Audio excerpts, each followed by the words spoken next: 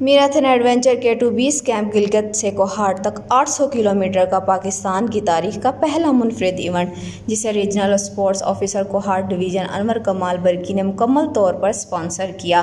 50 سالہ اورنگزیب نامی ایتھلیٹ نے پیدل دوڑ کا 800 کلومیٹر کا فاصلہ 10 روز میں مکمل کر کے ایک نیا ریکارڈ قائم کر دیا۔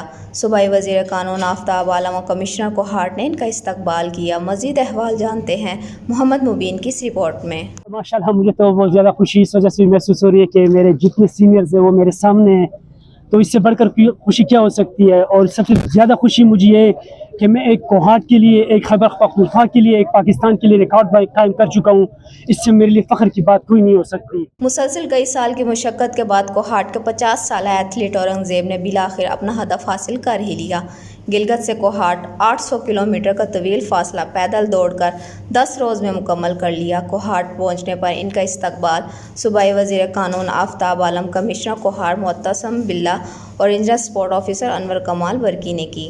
اورنگزیب کی شاندار کامیابی پر صوبائی وزیر قانون آفتاب عالم نے 2 لاکھ روپے، RSO انور کمال برکی نے 1 لاکھ کا اعلان اور فٹ بال ایسوسی ایشن کے عہدیداران ضیاء اللہ افریدی نے انعام کے طور پر موقع پر 50,000 روپے کا چیک دیا۔